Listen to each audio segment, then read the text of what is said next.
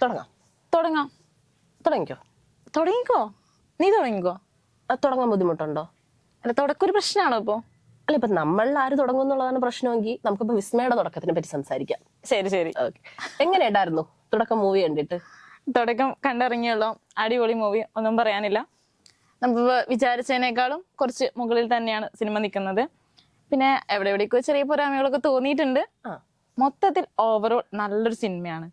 നിനക്ക് ഏറ്റവും ആ സിനിമയിലെ നീതുവിനെ കണ്ടിട്ട് ഏറ്റവും ഇഷ്ടപ്പെട്ട ഒരു എന്തായിരിക്കും? എനിക്ക് ഇഷ്ടപ്പെട്ട ഒരു പാർട്ട് പറയുന്നതിനേക്കാളും മുന്നേ, നമ്മള് ഈ സിനിമ ഇറങ്ങിയ സമയത്ത് കുറേ അധികം വിമർശനങ്ങൾ ഉണ്ടായിരുന്നു. വിസ്മയുടെ ഒരു ആറ്റിറ്റ്യൂഡ്, വിസ്മയ അതായത് വിസ്മയ സ്റ്റേജുകൾ ഹാൻഡിൽ ചെയ്യുന്ന ഒരു രീതി, പല രീതിയിൽ ആ കുട്ടിയെ സൈബർ ബുള്ളിങ്ങും പല വിമർശകരും വന്നിട്ടുണ്ടായിരുന്നു. പക്ഷെ എനിക്കതിൽ എടുത്തു പറയാൻ തോന്നിയ കാര്യം, നമുക്ക് ശരിക്കും ആ വിസ്മയം ഇതിൽ കാണാൻ പറ്റില്ല. നമ്മളിവിടെ കാണുന്ന വിസ്മയ എന്ന് പറയുന്നത് മറ്റേ പറയില്ലേ, ഏത് സ്വർണവും അല്ലെങ്കിൽ ഏത് ഇരുമ്പും തേച്ച് തേച്ച് മിനുക്കുമ്പോ അതിന്റെ പൂർണ്ണ രൂപത്തിലോട്ട് എത്തുമെന്ന്. നമുക്ക് അങ്ങനത്തെ രീതിയിൽ വിസ്മയ ഇതിൽ കാണാൻ പറ്റും.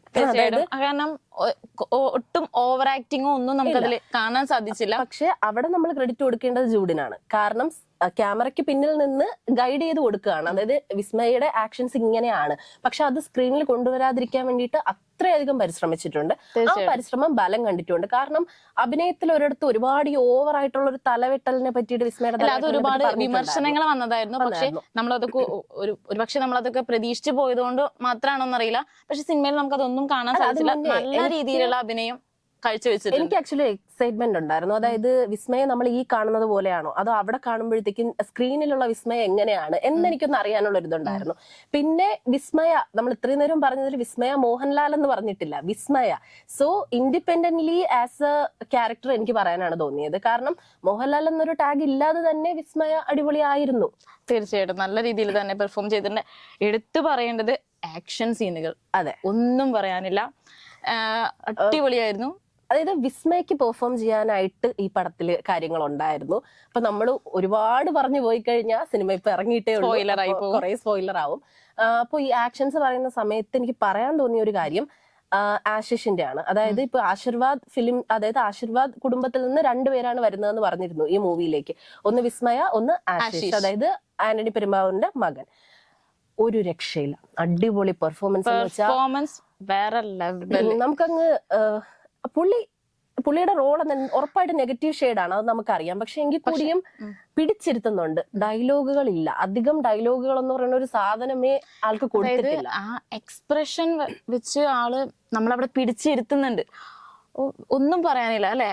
നമുക്കൊരു ദേഷ്യം, നമുക്ക് കണ്ടാലും രണ്ടടി കൊടുക്കാൻ തോന്നുന്ന രീതിയിലുള്ള, വെറുപ്പ് തോന്നുന്ന രീതിയിൽ ഒരു വില്ലനാണ്. തീർച്ചയായിട്ടും പറയാം, ആശിഷ് ജോ ആന്റണി മലയാള സിനിമയുടെ അടുത്ത വാഗ്ദാനം തന്നെയാണ്. ഇപ്പൊ ആ ഒരു രീതിയിലായിരുന്നു അദ്ദേഹത്തിന്റെ പെർഫോമൻസ്. ഇപ്പൊ എല്ലാവരും ഇതിൽ വിസ്മയുടെ പെർഫോമൻസ് ആണ് കൂടുതൽ എടുത്തു പറയാൻ നോക്കുന്നത്. പക്ഷെ അതിന്റെ ഇടയിൽ ഒരിക്കലും മുങ്ങിപ്പോകരുത്. എനിക്ക് പേഴ്സണലി ഇഷ്ടപ്പെട്ടത് ആശിഷിന്റെ കേട്ടോ. അതെ, രണ്ടുപേരും വളരെ മികച്ച രീതിയിൽ തന്നെ ചെയ്തിട്ടുള്ളവരാണ്. പിന്നെ ലാലേട്ടന്റെ ക്യാരക്ടർ ഇതിൽ ഞാൻ അധികം പറയാനായിട്ട് ഇപ്പൊ ആഗ്രഹിക്കുന്നില്ല.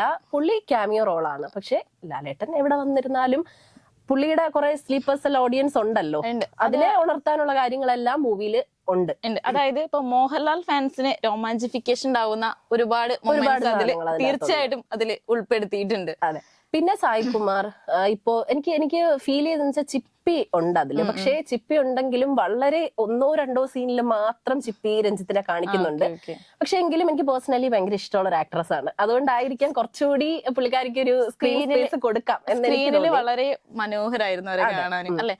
പിന്നെ അത് മാത്രമല്ല, എനിക്ക് ഇതിലിപ്പോ ഏറ്റവും കൂടുതൽ ഇതിന്റെ കാസ്റ്റിംഗ്, മൊത്തത്തിൽ എനിക്ക് കാസ്റ്റിംഗ് നല്ല രീതിയിൽ ഇഷ്ടപ്പെട്ടായിരുന്നു കേട്ടോ. അപ്പൊ മനോജ് കെ ജയൻ ആയാലും സായ്കുമാർ ആയാലും ജാഫർ ഇടുക്കി, എല്ലാവരും വളരെ നല്ല കാസ്റ്റിംഗ് ആണ് ചെയ്തിട്ടുള്ളത്. അതേപോലെ തന്നെ ഇപ്പൊ വിസ്മയുടെ ചെറുപ്പകാലം അഭിനയിച്ച ആ ഒരു കുട്ടി മുതൽ എല്ലാവരുടെയും കാസ്റ്റിംഗ് വളരെ മനോഹരമായിരുന്നു.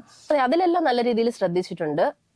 പിന്നെ നമ്മുടെ അശ്വിൻ, വില്ലന്റെ കൂടെ തന്നെയുള്ള ആള്, പിന്നെ ബോബി കുര്യൻ, ഇവരെല്ലാരും നല്ലൊരു ക്യാരക്ടറാണ് ഈ ഒരു മൂവിയിൽ ചെയ്തിട്ടുണ്ട്. പിന്നെ ഇതിൽ നമ്മൾ എടുത്തു പറയേണ്ട വേറൊരാളുണ്ട്, ഇതിലൊരു നായ്ക്കുട്ടിയുണ്ട് അല്ലെ.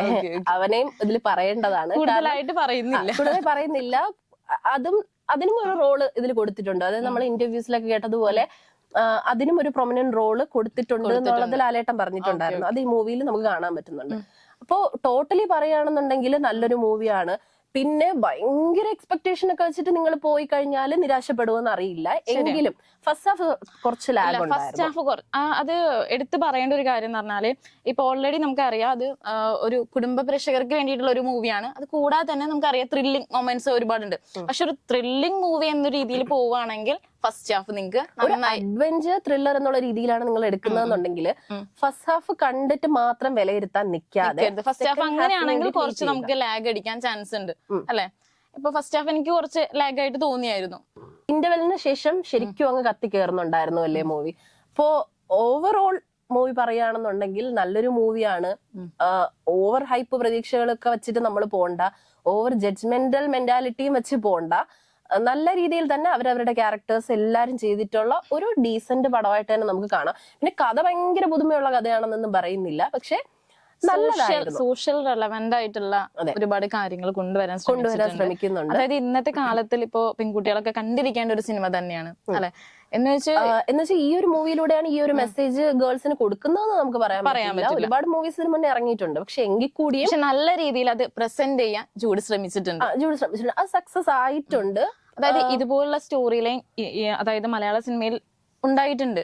പക്ഷെ ഈ ഒരു സിനിമയുടെ പ്രത്യേകത എന്ന് പറയുന്നത് അത് ഒരു പക്ഷെ അതിന്റെ പെർഫോമൻസ് ലെവല് കുറച്ചും കൂടി മനോഹരമാക്കാൻ ശ്രമിച്ചിട്ടുണ്ട്. വിസ്മയായാലും ആശിഷ് ആയാലും എനിക്ക് പെർഫോമൻസ് അടിപൊളിയായിരുന്നു. എനിക്ക് കുറച്ചുകൂടി തോന്നിയ ഒരു കാര്യം, എല്ലാവരുടെയും ഉള്ളിലുള്ള ടാലന്റ് എന്താണ് അതിനനുസരിച്ച് അവരെ പ്ലേസ് ചെയ്യാനായിട്ട് ശ്രമിച്ചിട്ടുണ്ട്. തീർച്ചയായിട്ടും അത് ഞാൻ ഓൾറെഡി പറഞ്ഞത് കാസ്റ്റിംഗ് വളരെ മനോഹരമായിരുന്നു. കാസ്റ്റിംഗ് ആൻഡ് അവർക്ക് കൊടുത്ത ക്യാരക്ടേഴ്സും വളരെ നല്ലതായിരുന്നു. തീർച്ചയായിട്ടും. പിന്നെ നിങ്ങള് വിസ്മയ വീഴുമോ വാഴുമോ ഇങ്ങനെയുള്ള തോട്ട്സ് ഒന്നും ഇല്ലാതെ പോയി കണ്ടു കഴിഞ്ഞാല് ഒരു തവണ നമുക്ക് തിയേറ്ററിൽ കാണാൻ പറ്റുന്ന ഒരു ഡീസന്റ് പടമാണ്. അപ്പൊ എന്തായാലും മൂവി പോയി കാണുക. ഇതാണ് ഞങ്ങൾക്ക് നിങ്ങളോട് പറയാനുള്ളത്.